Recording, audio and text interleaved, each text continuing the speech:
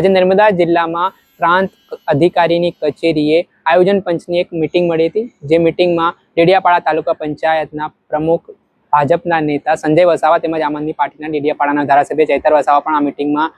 સાથે જોડાયેલા જોવા મળ્યા હતા। મીટિંગ ચાલી રહી હતી અને 3 જેટલા સભ્યોને એક કમિટીમાં સમાવવાની વાત ભાજપ નેતા સંજય વસાવા દ્વારા કરવામાં આવતા મામલે ચૈતર વસાવાએ વાંધો ઉઠાવ્યા અને જોતજોતામાં મામલો બીચક્યો, બોલાચાલી થઈને વાત મારામારી સુધી પહોંચી ગઈ। એટલું જ નહીં, ત્યાં પોલીસ ઘટના ઉપર હાજર હતી અને પોલીસે મામલો થાળે પડાવવાનો પ્રયાસ પણ કર્યો હતો અને આ ઘટના ડેડિયાપાડા પોલીસ સ્ટેશન સુધી પહોંચી હતી, જ્યાં ડેડિયાપાડા પોલીસે બંને પક્ષની ફરિયાદ સાંભળીને સામસામે ગુનો પણ દાખલ કરાવ્યો હતો। તેમાં ધારાસભ્ય ચૈતર વસાવાનો આરોપ છે કે સંજય વસાવાએ તેમનો કાટલો પકડ્યો હતો, ત્યારબાદ તેમના શર્ટના બટનને તોડી નાખ્યા હતા અને મારામારી કરી હતી। ત્યારે બીજી તરફ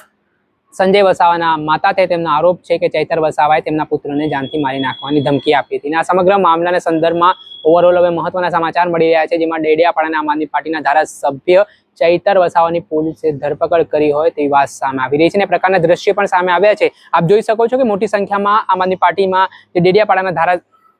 જે રીતે આપ જોઈ શકો છો કે આમ આદમી પાર્ટીના ડેડિયાપાડાના ધારાસભ્ય ચૈતર વસાવા પોલીસ તેમને ગાડીમાં બેસાડીને લઈ જતી હોય અને તે દરમિયાન સમર્થકોએ પોલીસને અટકાવવાના પ્રયાસો પણ કર્યા અને કેટલાક સમર્થકો ગાડી ઉપર ચડી પણ ગયા અને તેમણે ખૂબ પ્રયાસો કર્યા અટકાવવાના, પરંતુ પોલીસ છે તે હવે તેમને લઈ ગઈ છે।